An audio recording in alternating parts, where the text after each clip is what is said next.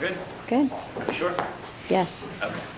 There's a red dot. Some good-looking people in this room. I like it. A lot of good, friendly faces. Welcome and thank you all for coming. In case there's someone who doesn't know who I am, I was and am Elise's son. And I know a lot of you have traveled some pretty far distances to get here, and we truly appreciate all of you being here to help us celebrate her life as we share stories and remember the amazing Elise Pryor Wilson. Today is a day to reflect and share stories about someone we love and hold near in our hearts, Elise Pryor Wilson. Lead to her friends, sister and auntie to her family, Elsie to every telemarketer they ever called, Gigi to her grandsons, wife and best friend to my father, and mommy to my sister and myself. She was a woman who could wear many hats and be many things to many people, all without losing an ounce of who she was. Losing someone like Elise, who wasn't just the glue to so many relationships, she was the cement that their foundation was laid upon, hits us all very hard. When our hearts fill with sorrow, it is important we find comfort in one another's company and share stories that remind us that we are not alone and she is only gone in the physical sense. Just being together here today to look into one another's faces takes away some of our loneliness and draws our hearts together and the healing that we need to move forward. My mom never considered herself to be a religious woman, despite her best efforts, but that doesn't mean she was without spirituality. Often she would explain to us that she enjoyed the journey of learning versus the ritual of practice, that she understood the universe was not just hers, and it was our job as people of many different faiths and beliefs to always be kind, always be humble, and always be asking questions while searching for the answers. Today, let our different beliefs that can separate us unite us as we come together in harmony that serves all creeds and assures the spirit of human goodness and hope. My mother, Elise, perpetual smile and positive attitude epitomize that. Today will be a unique celebration, one that we will hope represents the uniqueness of my mom, because as we all know, she was anything but traditional. It would be a lie to say that planning this was easy, not solely because of our sorrow, but because to each of us she meant something so different, so each of us had our own idea of how to best represent her. To my dad, she represented the ultimate life partner, someone who had his back no matter what, was just as fearless and adventuresome as he was, and could be the support he needed to be the professional success he is today, while keeping him grounded that it means nothing without the love of family. Truly the yin to his yang. To my sister, she represented the ultimate role model, a strong-willed, independent woman who could do it all with grace and style. A woman ahead of her time in all the right ways, including wearing Ugg boots, or mini Tonkas as we knew them, way before Tom Brady. In a time where women continue to fight to prove their equality, my mom showed my sister how to throw her voice into that fight and never let a man dictate her worth. To me, she was mommy, the person who kissed away the pain of boo-boos, could see no fault in me, considering me perfect, inspired me to find the joy in helping others succeed, to try to see the good in everyone, and give me the confidence to fail and the support to get back up. Throughout her life, those roles touched us all and crossed all of our paths. Today we hope you share your stories of how she did that for you.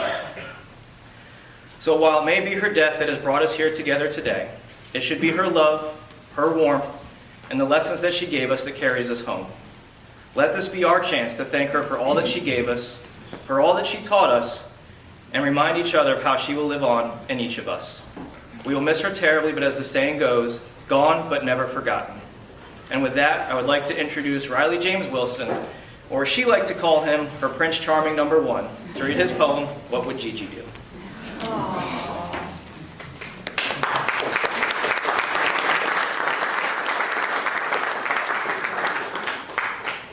You want the mic? Please. Okay. We want to hear you, Riley. Yeah.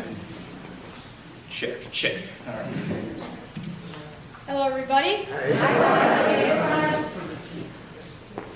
My Gigi earned her nickname because to me she was the most gorgeous grandma because she was so pretty, nice, and caring. That was too hard to say, so she became Gigi. She was the best, and I will always be thankful that I got to spend so much time with her. My poem called What Would Gigi is about some of those memories. What would Gigi do if she saw a homeless person, she would give them whatever money she could. What would Gigi do if she knew you liked trains? She would drive to you to every train station so you could watch them go by. What would Gigi do if I told her I have foot cramps? She would rub both feet at the same time because I have 2 feet and she has 2 hands. What would Gigi do if her electric cart stopped working? Nothing, because Gigi never used her electric cart because the grandkids always had it. What would Gigi do if she fell trying to make you a PB&J sandwich? She would get back up, and if the sandwich fell too, she would make you a different, better one. What would Gigi do if her car stopped working and it was raining outside? She would wait in her car and call her best friend Pop-Pop to pick her up. What would Gigi do if she got caught smoking by me? She would tell me, don't ever smoke, stop smoking, and come back inside to watch TV and take a nap. What would Gigi do if she fell outside of a CVS?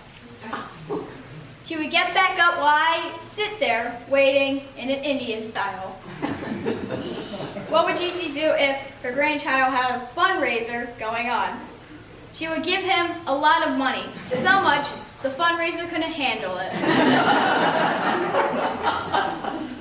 What would Gigi do if she was given a body that didn't work well? She would never give up or feel sorry for herself and say it could be worse. What would Gigi do if a child came to her doorstep on Halloween? She would give them a giant candy bar. What would Gigi do if she couldn't work her phone? She would come talk to me, because old people don't understand technology. What would Gigi do if she doesn't know something? Nothing, because Gigi knew everything. Minus her phone. There are a lot of things there are a lot of things my Gigi would do. But she would never cheat, never feel sorry for herself, never turn down someone who needs help, and she would never give up. Those are just a few things my Gigi couldn't do.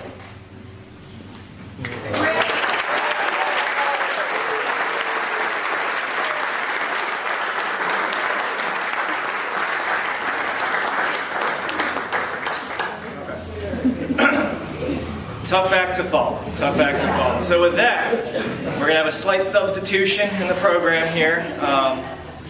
Robinson Clark would like to come in and step in for Amy, so he has something that he'd like to read on behalf of Amy Wilson. Robinson.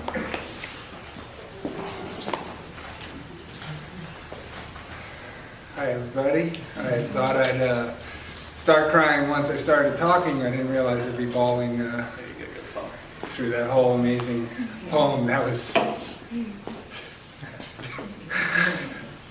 really, that was incredible. Well, I think about it, I probably have known Gigi for the shortest period of time in this whole room. You know, it's only been 4.5 years, so it's been short, but it was such a powerful experience, and I feel like she was the kind of person who it could be 4.5 minutes and she would have an impact on you. Sorry, I'll try to pull it together, but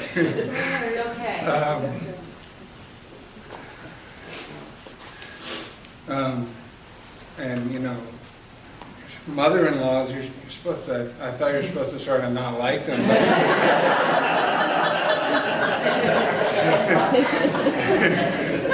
she made that really difficult, and I gave her a lot of opportunity. I mean, just think about the first time she actually met me. I showed up and her daughter was pregnant. So. And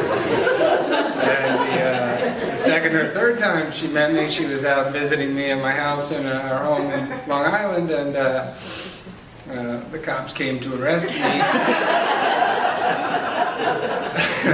Which Mikey saw all of in its glory, and so did Amy, a pregnant Amy, and for having a little episode with the neighbors. But none of that stuff ever, she may have raised an eyebrow, and well deserved, but I never felt anything but so welcome in this family, and same from Jim, and same with Mikey, just embraced. It's bitter, I have to say. I mean, this is a celebration, but I know everyone feels this. It's a feeling of, that surreal feeling that someone's not with us. Is really hard, and but even in the 4.5, those fairly short time, the things, I couldn't have said, what Riley just said and what Mikey said were, summed it up so well. I just haven't met someone with that kind of, grace is really, grace and gracefulness are the words that come to my mind in dealing with any adversity, but also dealing with opportunity and life and the joy of life. She just did it well, on the ski slopes, down to, like Riley was saying, if she had a fall, and it just it's been tough. We had a daughter about 3.5 months ago, and she's a handful, and it's been hard for Amy to find the space to really mourn her mother in a way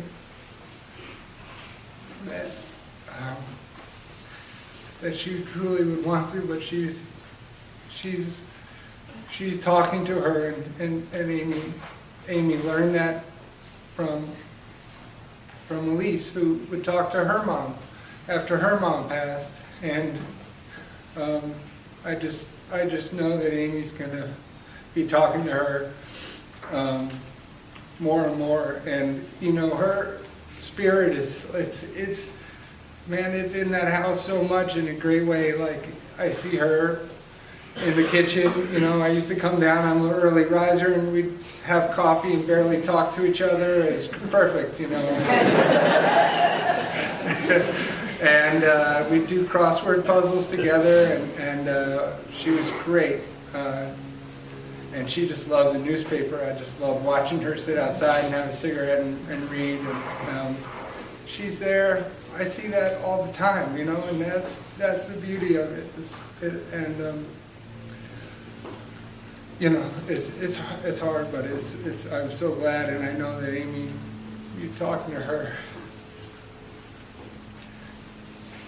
she's listening.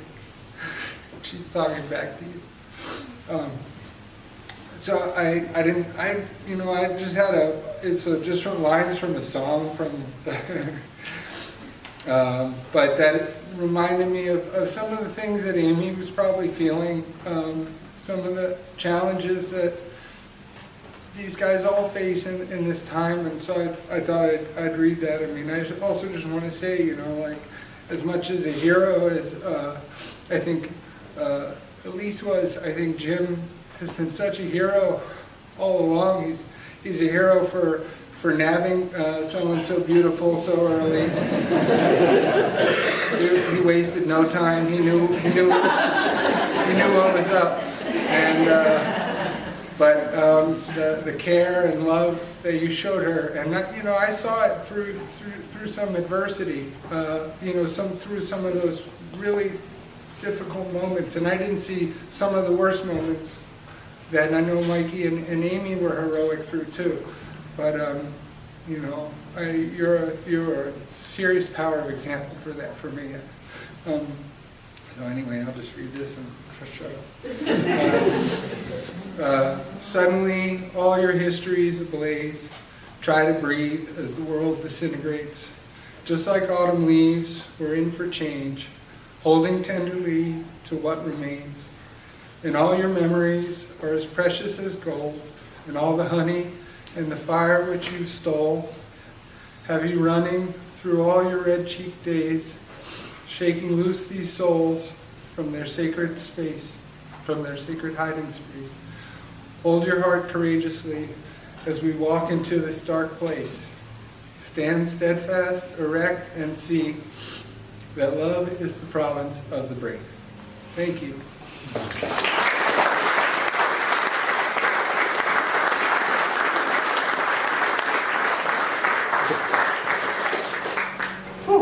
All right, that's a good way to follow up. Good way to follow up.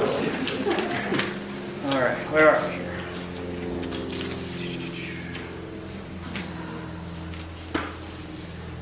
All right, thank you, Robinson, for sharing, and Riley for sharing as well. We are so very proud of the young man you are becoming. You truly have your Gigi spirit inside of you. One of the things that my mom did so well that we are so thankful for was introduce us to music and a love of music. So many of our childhood memories involve listening to things ranging from Beethoven, Paul Simon, Guns N' Roses, even a little Biggie Smalls. She made sure we were exposed to it all. When we moved from California back to Pennsylvania in 1986, we had 4 tapes that seemed to play nonstop.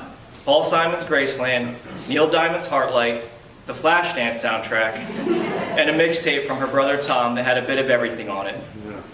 The memories of riding in the back of our VW van again, singing as loudly as we could, are as clear as if they just happened yesterday.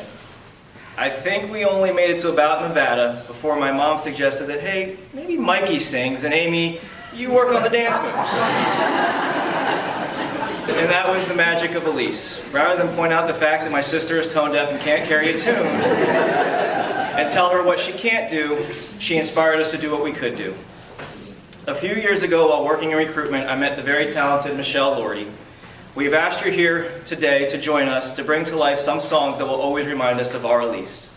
The list was endless and the choices were tough, but the songs we narrowed it down to we feel truly represent her in one way or another. The first selection is the song Hallelujah by Leonard Cohen. My mom introduced me to this song and the songwriter as a way to show me the power of words and that music can have on people. It's not a gospel, yet not lacking in spirituality, just like Elise. Michelle?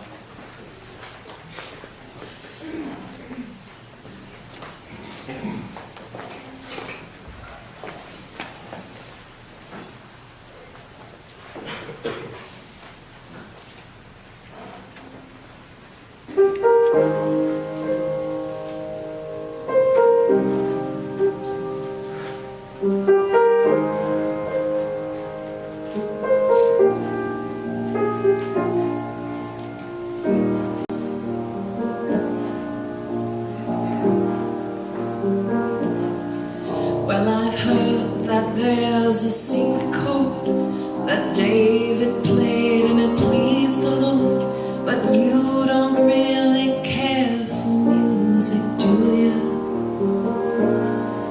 Well, it goes like this: the fourth, the fifth, the minor fall, and the major lift, the baffled king composing hallelujah,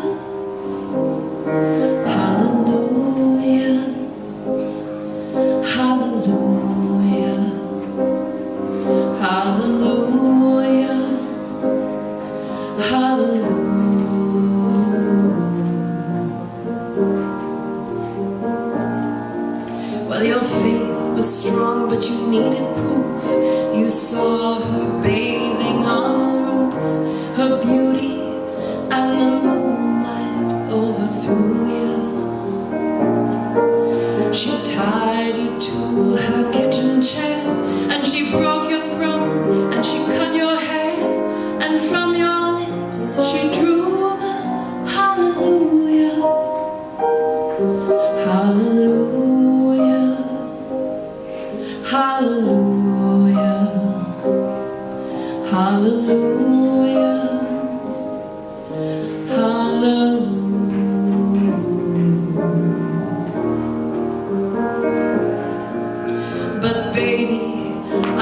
here before. I've seen this room and I've walked this floor. You know I used to live alone before I knew you. And I've seen your flag on the marble arch. And love is not a victory march. It's a cold and it's a broken hallelujah. Hallelujah. Hallelujah. Hallelujah. Hallelujah.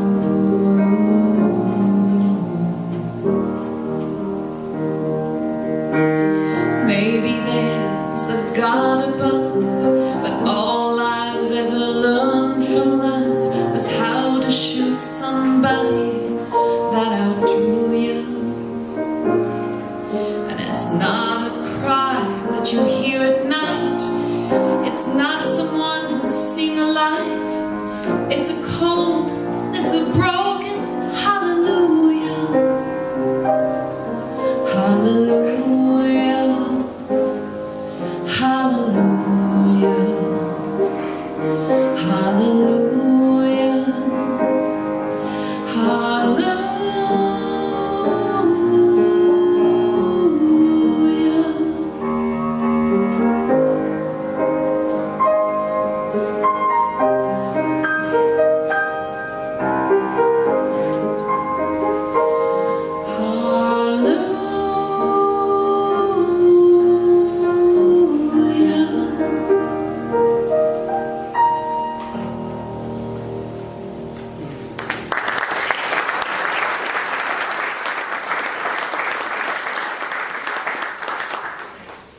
Yeah, I can do that. Okay. Throughout the past few weeks, as people have offered their condolences on my loss, you hear a range of questions as they grasp for the right words to find. Questions like, was she in pain? Was she sick? Did she suffer? And many others. As if my answer would somehow justify the grief I felt.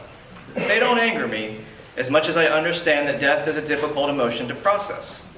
But perhaps none more perplexing to me was the question, were you close?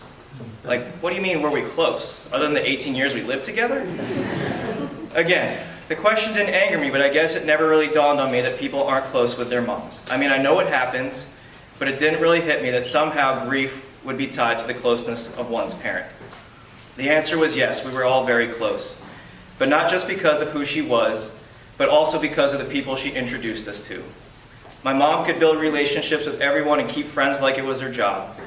Family ski trips with the Stevens, stories about growing up with the Watsons, frequent visits from Eileen, daily breakfast at the Yardley Cafe with women named Pearl and Opal.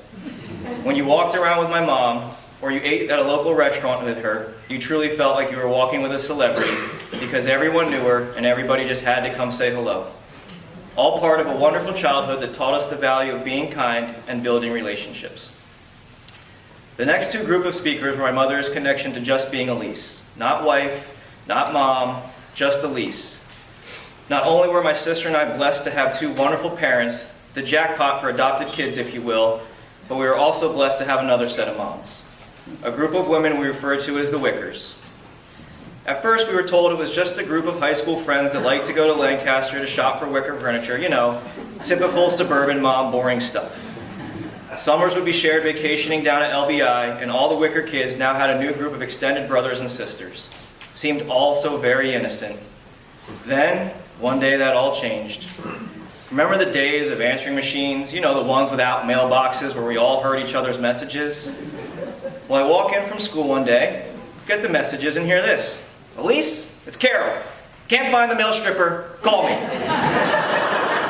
What? My jaw hit the floor, and my mind raced with questions. Because you see, being adopted, we just had the luxury of believing that the stork brought us. Needless to say, innocence was lost that day. But what I did learn was that no matter how old you are, how married, you never need to stop having a good time.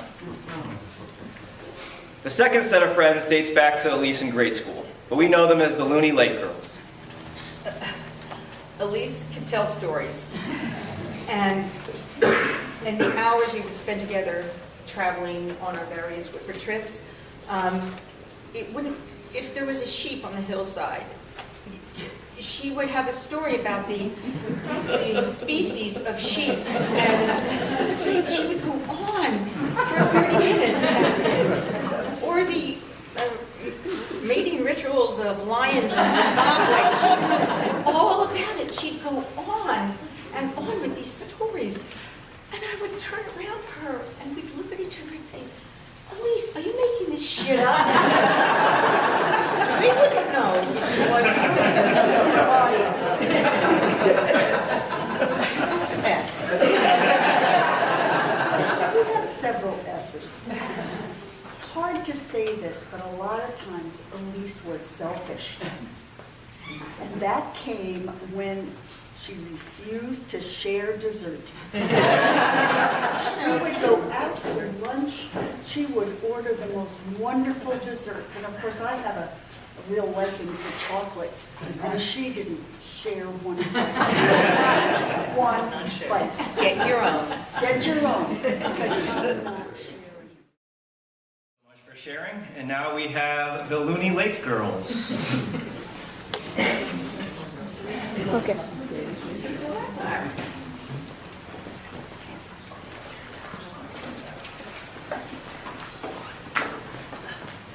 Looks like I was elected to do the speaking.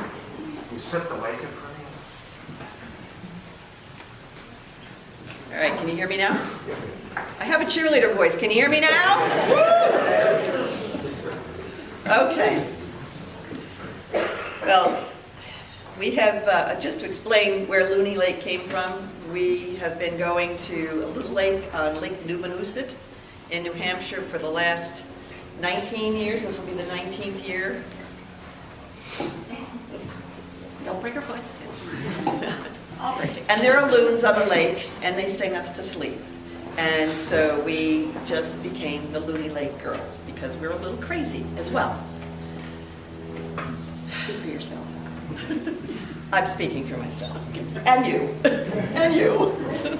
And there are a few others of us who couldn't be here today, but they are here in spirit. Elise and I shared many of life's joys and sorrows together. She was my cheering partner, my maid of honor. I was her matron of honor, and yours too. She was my son's godmother. Certainly her friendship has been one of my greatest and most treasured gifts. It all started when we were 12 years old. Elise and I met over the summer and became fast friends. I loved her from the start. Her smile could light up a room. All the boys wanted to date her, and it would have been easy to have been jealous of her. She had it all: beauty, grace, charm, athleticism, yet she was oblivious to it all. There wasn't a phony bone in her body, and she was generous and kind, always. She was no pushover.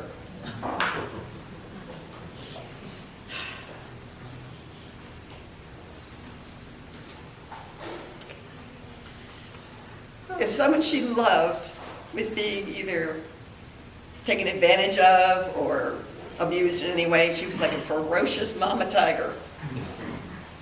She loved deeply and hard. It was pretty early on in our friendship that I realized just how special she was. She had 9 lives, and her life was a wonder to me.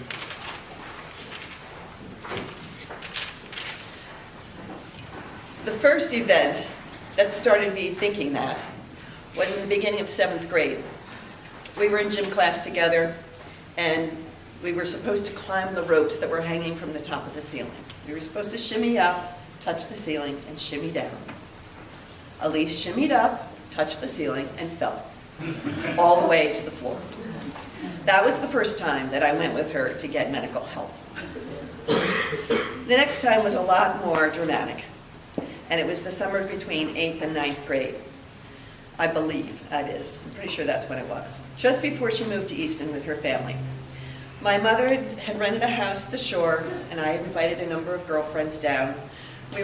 We all snuck out. You know, we all did that at some point or other. We all snuck out one night and went to Brielle Yacht Club to see Barbara Tell's father's sailboat. We were taking turns going up and down the mast in the bosun's chair. And Elise was at the top of the mast, and she called down to say, "I'm ready to come down." And one of the boys that was with us, who will remain nameless, started to ease her off, eased down the halyard, which is the rope that was attached, and it broke. And she fell 80 feet. And she hit the boom. It was a big teak boom, and it split in half. And she landed on the deck. And there was a man who had been watching us, crazy kids, from his boat. He came running, and he listened to her heart, and he took her pulse, and he said, "Oh my God, she's dead." And I went nuts. Elise was my best friend. And I freaked out, and I started screaming, and I ran. And I ran up the dock and hid in a hut at the top of the dock, and was in there sobbing. And someone came and found me and said, "Elise wants to go with you. It wants you to go with her in the ambulance." And I said, "Elise is dead." And I'm crying, and they said, "No, she's not. Come on. She wants you to go with her in the ambulance." Well, you know, the next day, she walked out of that hospital. The doctor said that if she had hit that boom in any other way, she would have died on the spot, instantly. But instead, she told me she had been outside of her body looking down. It was very peaceful. It was very calm. She didn't feel any pain. She really wanted to go. But she said, "You were too hysterical, and I couldn't leave you." So all I can say is, I am so grateful to God that He made me scream, had good enough sense to get me to scream and become hysterical so that she would stay with us. And we were blessed for at least another 60 years. And so, not to say that she didn't use up the other 7 lives, because she left before she had left, but she to make her way home. But there were many times when I chose, I would rather not remember, but I remember many times when Elise chose life, and the pain that it brought her. Her body did not serve her well for most of her life. And I believe if it weren't for Jay, I've always known Jim as Jay, so he'll be Jay to me forever. If it weren't for him and his loving care, I don't think we would have had her for as many years as we did, so thank you. She never complained. She never said, "Why me?" There was never self-pity. And her usual statement was, "Well, this is just my new reality. Oh well, let's move right along." And she never let life knock her down, even though she had cancer and MS and neck fusions and a torn esophagus and paralyzed left hand and more and more and more. She never said, "Why me?" Friends, those wonderful companions that walk with us through life.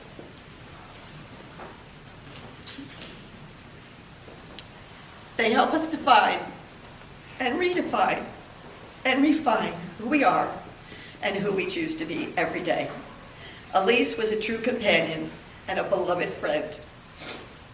A friend who taught me so much about living life well.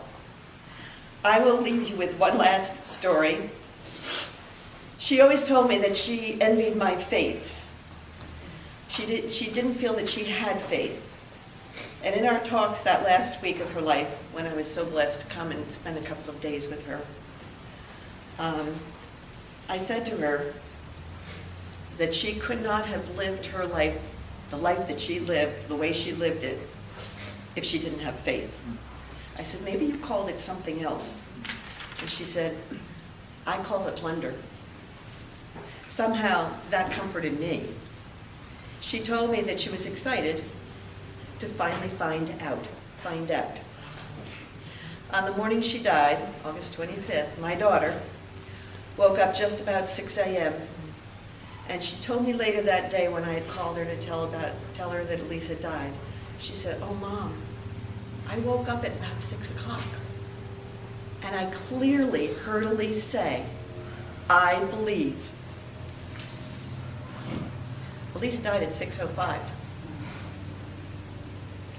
Pericles said, "What you leave behind is not what is engraved in stone monuments, but what is woven into the lives of others. Elise was a wonder, and I thank God for the gift of her love and her friendship.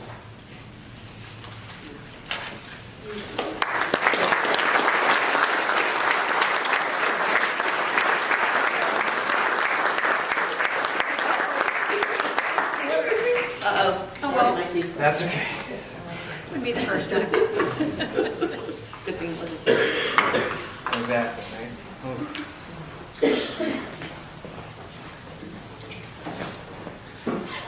Whew. All right. Thank you, ladies, for sharing. So many wonderful stories we're going to hear today. I wonder how we're going to get them all in, because there's a lot of memories that she provided for us, and it seems like every time I meet another friend, I hear another story about how she died. So I don't know if 9 lives is actually accurate. There may have been like 15. But the next song that we chose is one that my mom and my dad sang to us as children, and actually to her grandsons as well. Somehow, when she sang this song, I could feel that she truly believed the words, "You make me happy when skies are gray." And hopefully we did, because I know she made us sure feel that way. And she was right. You will never know how much you love someone until they are gone. So the next song that we'd like to do is "You Are My Sunshine."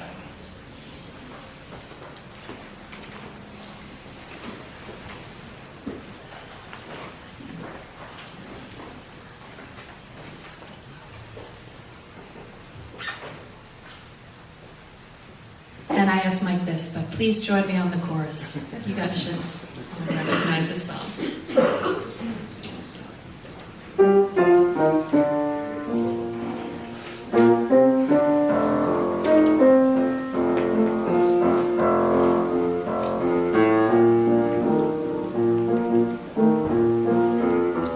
The other night, dear, as I lay sleeping, I dreamt I held you in my arms.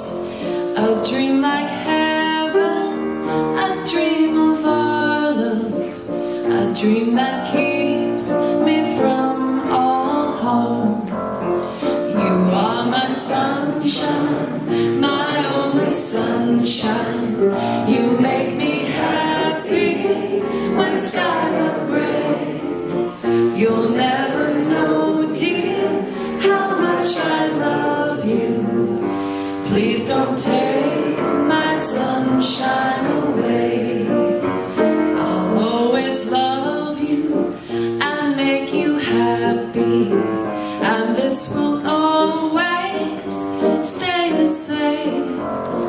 Because you're mine, dear, I'll always love you. Please don't take my sunshine away. You are my sunshine, my only sunshine. You make me happy when skies are gray. You'll never know, dear, how much I love you. Please don't take my sunshine away. In all my dreams, dear, I see you clearly.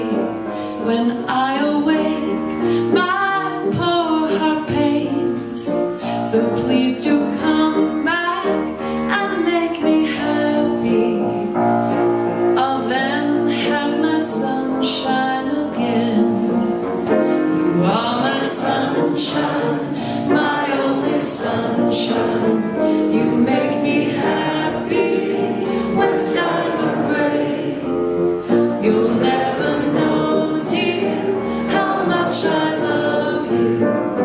Please don't take my sunshine away. Thank you.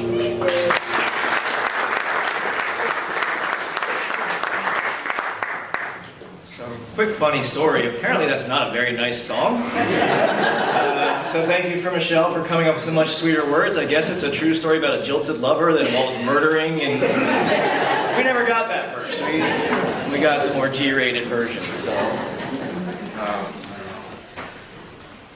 Yeah, right. Okay. Having a role model like Elise is a gift that keeps on giving. She was so wise and filled with so much emotional intelligence. Life struggles can be difficult to manage, and from time to time, my journey has required the guidance of self-help books or therapists. Every time I finished a book or walked out of a session, I would think, I just spent $150 to talk to my mom. It's funny how as a child you reject the lessons your parents try to teach you, only to find out that had you listened, it would have been a lot easier. While there are countless lessons she provided, here are a few of my favorite Eliseisms. Be kind to everyone and don't judge them, because you never know what baggage they carry. You aren't spoiled if you appreciate it, although my dad vehemently disagrees. There but for the grace of God go I. And speaking to your point, don't share dessert, just get more. It's not Trenton, it's Trenton. It's never the wrong time to do the right thing. It's not a parent's job to tell a child they can't. It's their job to teach them how they can. I'm sorry if you think life is fair. You can never have too many people that love you, and this too shall pass. The last three have never felt truer. Life isn't fair because if it was, we would still have her here today, and she never would have had to endure so much pain and so much adversity. But as we've heard, throughout all that adversity, did she ever complain? No. Did she ever give up? No. Did she ever let anyone feel sorry for her or feel sorry for herself? Not 1 minute. So perhaps that was the best lesson she could teach all of us. And look around this room today. One person brought us all here, just one. And if that is not a testament to the importance of allowing love into your life, I'm not sure what is. And yes, Mom, this sorrow will pass. And although things will never be the same, we will stay strong, just like you taught us how, as we begin to find a new normal. At this time, we would like to open the floor to any of you who would like to share your own stories and your own memories. First, we have my Aunt Liza, followed by my cousin Danny.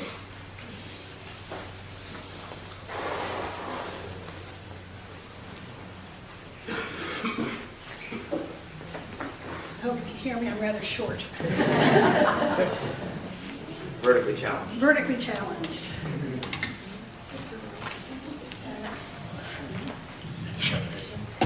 Got it. My mother always said that you don't marry a person, you marry a family. And it has been my honor and privilege to be married to this close-knit family. Elise was my sister-in-law, but that did not define our relationship. It was much more. I married Elise's brother George, my college sweetheart, and we were together a long time before we married, and for many years I knew his parents and brothers, but I had not met yet Elise as she lived in Los Angeles.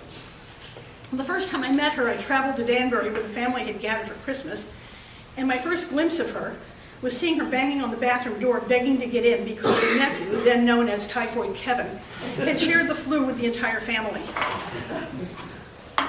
I recall that I escaped the weekend without the flu, but I rarely caught a glimpse of Elise.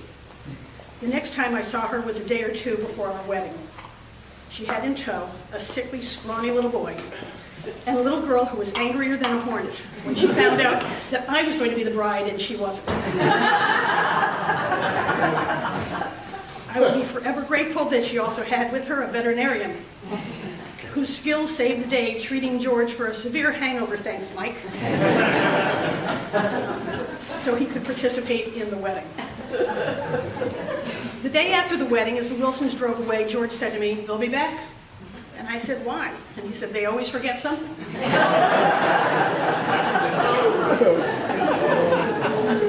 And sure enough, a few minutes later, they came back for Elise's purse. I didn't see Elise again until she joined me at George's bedside, where we supported each other for an agonizing week as he was dying. Our relationship was forged in sadness and sorrow, and we found in each other a mutual stubbornness and strength for which I will forever be grateful. When I began anew with George's best friend, Drew, she was my biggest supporter. She always referred to Drew as her other brother, and she had known him since high school. She was such a big supporter that the week after I married Drew, she moved in with us. She, Jay, 2 kids, a guinea pig, a cat, and a dog lived with me and my new husband while the house in Yardley was being built. And as they packed the car and drove away to move to Yardley, true to form, minutes later they came back. They forgot Mikey. I don't know if that was an accident.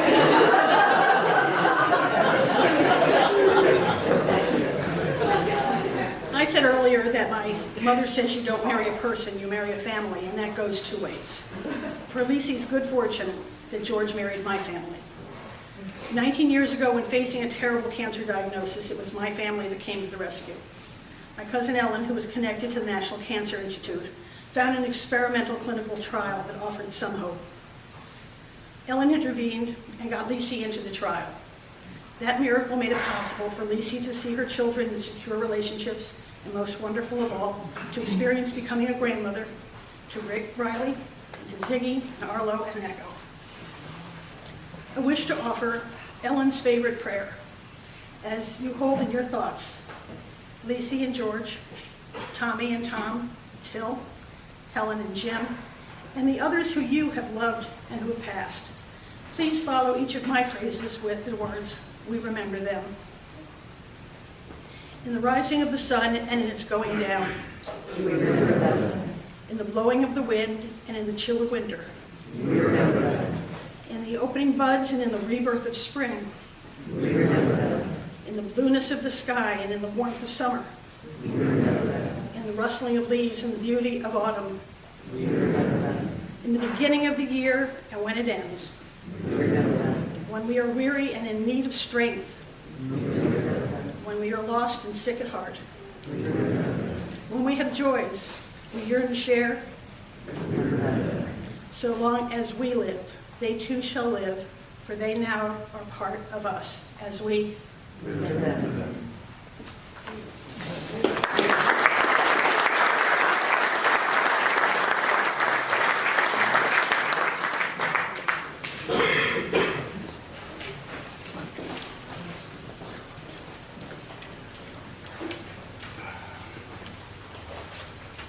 Good afternoon, everybody. Thank you to Liza for those wonderful words. She is and always will be a tough act to follow. My Aunt Elise has always been special to me. Judging by the turnout here today, she was special to many others as well. Elise was so generous to me, sharing her home, her love, her family history, and amazing intellect. She will be missed. I would like to share a couple stories today to honor her grace and humor. I was lucky enough to spend many vacations with cousins who were close in age, but unfortunately for me, much better skiers. While trying to keep up with them on a ski trip at Elk Mountain around age 11 or 12, I managed to catch an edge and go off the side of a slope of a not at all difficult green circle. I was well below the line of sight and got myself tangled up in some trees, couldn't get my skis off, couldn't even stand up. I was pretty sure I was going to spend the night out there, but luckily for me, Elise, always the protector, had been skiing behind me, probably just waiting for me to crash. She popped her skis off, quickly scrambled down off the slope to find me panicked and embarrassed. With Elise's help, I was out of the trees and back on skis in no time. I was grateful for her care and for the rescue, but more importantly, she laughed with me, soothed my bruised ego, and she put me back on the way to try to catch my cousins. It was our little secret. Many years later, after my grandfather passed, we were rafting on the Umpqua River in Oregon, and I had a chance to repay the favor and rescue Elise. I'm not sure if it was Jeffrey or Kevin or their friend who was guiding the raft that Elise and I were in, but we managed to get sideways in some rapids and lose a few paddlers. I don't know if you want to take credit for that, Jeff, or if somebody else was at the helm. I was opposite Elise on the high side, and I had a perfect view of her getting tossed out of the raft into the whitewater. Again, I was panic-stricken, but I managed to find Elise when she popped up out of the water and pulled her back into the raft. I assumed this harrowing experience would have her on edge, but she was unfazed and reminded me, as she did many times, that she was good at falling. So, I think we all saw her bounce back in that way. It seems for every stumble that came her way over the many years, she recovered with the smile and strength that we'd all be lucky to have. Lastly, my mother couldn't be here today, but she asked me to read everyone a story from the early days of Elise and Jay. Elise and Jay flew in from overseas and picked up Elise's grandmother, Mimi, in New Jersey. It was a rainy day, and they started on their drive to Lake Harmony in the Poconos for Jay's first meeting with the extended Pryor family. Mimi wasn't a fan of rain and declared that she was going to need a few beers to get through this ride. They stopped and picked up a six-pack. As the rain picked up in intensity, so did Mimi's drinking in the back seat. Once the thunder and lightning started, she took the paper bag that the six-pack had been in and put it over her head. With each crack of thunder, a can was slipped under the bag, headed to the back for a drink. I could only imagine Elise's good humor in that situation and Uncle Jay's disbelief. When they arrived in Lake Harmony, it was still raining. Mimi refused to get out of the car. The family took turns coming out of the house to sit in the front seat and talk to the paper bag covered drinker. Finally, the storm subsided and she came inside. As they were getting settled, the storm picked up again, and Mimi and the family dog, Soot, both quickly headed to the closet. A tussle ensued as neither wanted to share the closet. Mimi won, Soot was tossed out, the door slammed, and Mimi spent the rest of the storm in quiet solitude in the closet. Luckily for all of us, this didn't scare Jay away. We got to see the amazing life journey that he shared with Elise. To Elise.